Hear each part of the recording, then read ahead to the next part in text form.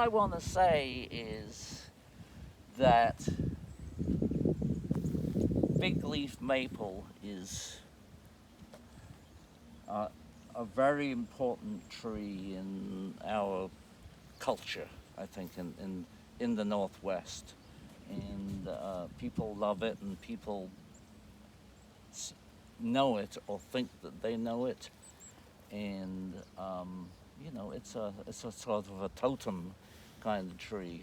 And so actually being able to identify it when at least two other maples are quite common, and I believe that sycamore outcompetes big leaf maple quite a bit.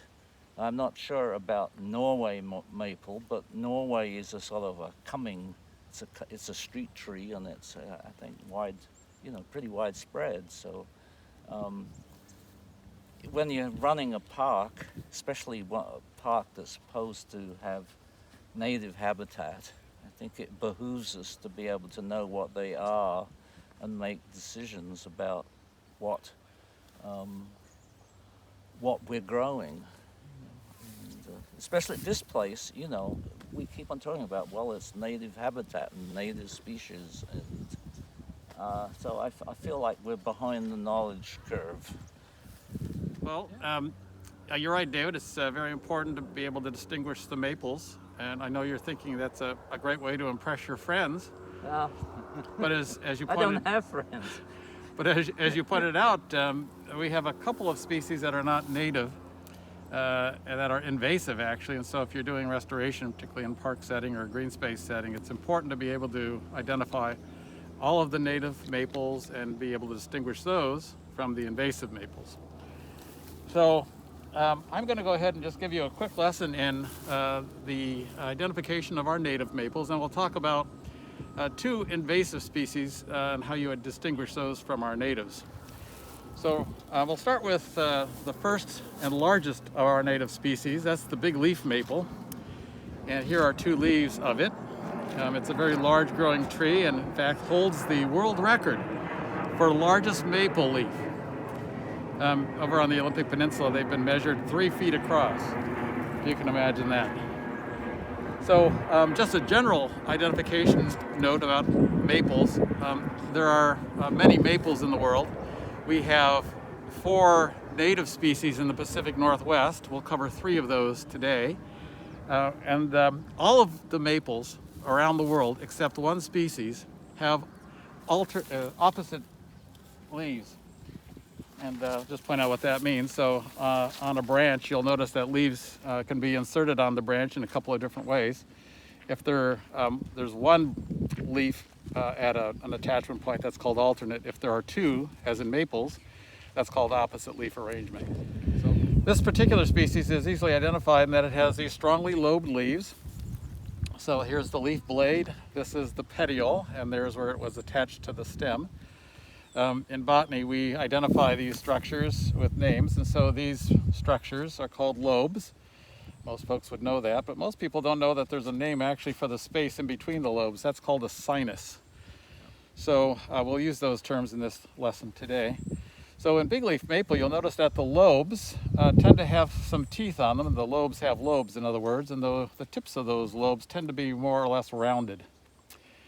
You'll also notice that the sinuses between the lobes tends to go deeply into the blade, so more than halfway into the blade. So here's a great example of that. If the blade length is from here to there, you'll notice that the sinuses are more than half the length of the blade. That's a pretty good characteristic for identifying big leaf maple. Also, its form, a very large tree typically, and then we'll talk about some fruit characteristics in just a bit. We have 2 other native species in western Washington. We have the vine maple, and here are leaves from the vine maple. Most people know this one. This is closely related to the Japanese maple, which most people know.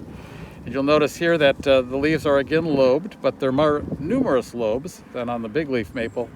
And you'll also notice that they're arranged distinctly in a palmate fashion, all about the same size. So palmate meaning like fingers on a hand.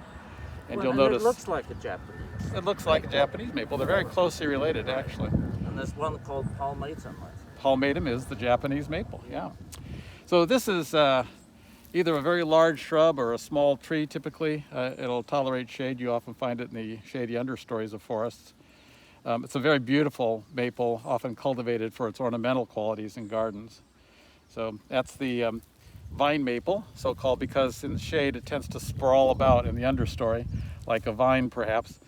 Its botanical name is Acer circinatum. Circinate meaning having sort of this rounded fashion to the lobes there. A third species that's found in western Washington is our Douglas maple. And another beautiful maple. This is a small tree, typically, inhabiting very dry places in western Washington, so like rock outcrops, dry forests, and that kind of thing. So in this particular species, this is Acer glabrum, variety Douglasii, known as Douglas maple. You'll notice that there are three main lobes, 1, 2, 3, and then lesser lobes perhaps, but three main lobes, which distinguishes it from the vine maple, which has numerous equal lobes, up to 10 or 12 in fact, and the big leaf maple, which has clearly more than just three main dominant lobes. So in the Northwest, in the Snake River Plain, this species just gets into our range, and it's the big tooth maple, not to be confused with big leaf maple. Right. It's a relative of the sugar maple from the east coast of North America, Acer grandidentatum. And not many people know about that, but in fact there are 4 native maples in the Pacific Northwest, not just the 3 that we've talked about. Yeah. I didn't bring a leaf of that, although I could have because I have it in my garden. Wow. Which shall remain anonymous at this point. Yeah. Now, we have other maples in the Northwest, aside from the 3 that we've talked about, and Acer grandidentatum, the big tooth maple. People have cultivated maples for millennia and moved them around, and that's the case here in the Pacific Northwest, where people have introduced maples primarily for ornamental purposes, and a couple of them have now escaped and are becoming invasive species. And that's a problem because they will outcompete native vegetation and change forest ecosystem processes importantly. The 2 that we'll talk about today are sycamore maple. This one, which I'm holding, this is Acer pseudoplatanus, and then the Norway maple, which is Acer platanoides. So you might be asking yourself, how do I identify these invasives from our native species? Well, it's relatively easy once you study these a little bit. First off, you'll notice that the sycamore maple, which apparently got its common name, by the way, because people thought it was the species that, was it Zacharias who climbed a tree to get a look at Jesus? Do you read the Bible, David? Yeah. I don't know who the guy's name was, but it's a bit like the plane tree, which is also called, I think, commonly called sycamore.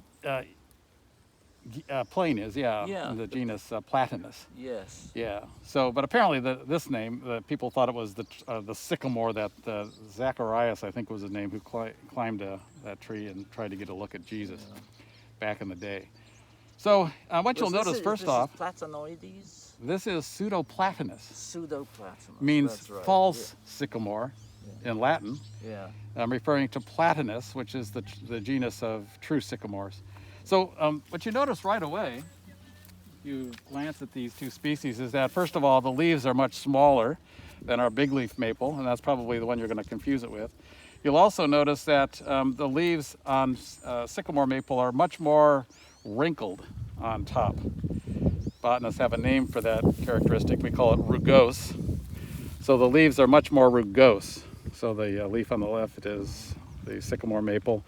Note its small size and its rugose leaf surface, and the big leaf maple is much larger and not rugose. Is this a sycamore?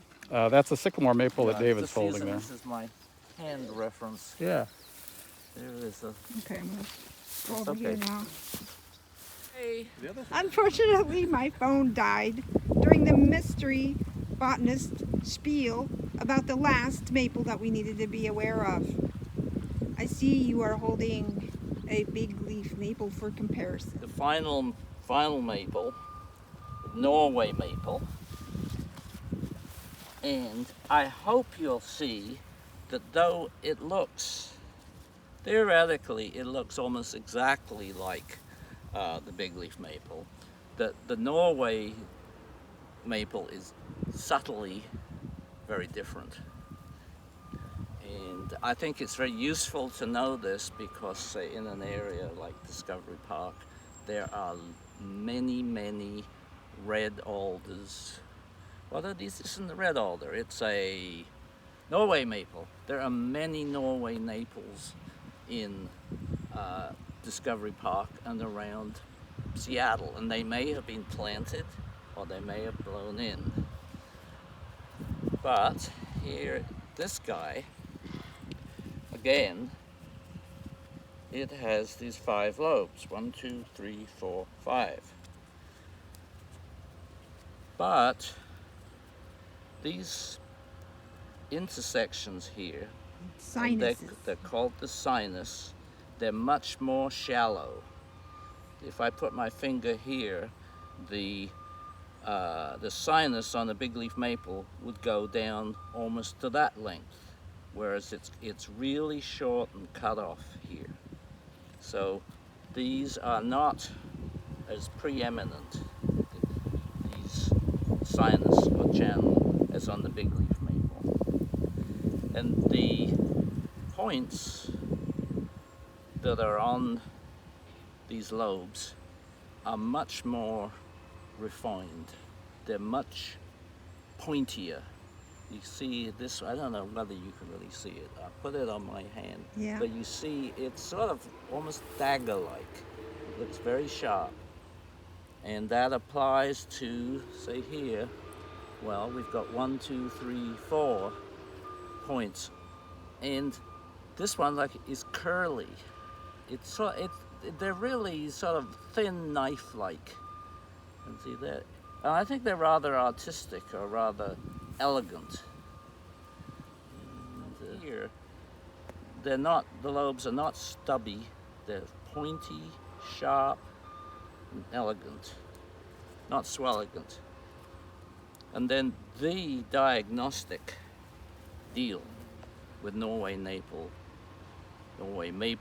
is that this isn't doing it very well, but it has a milky sap that, there we go, okay.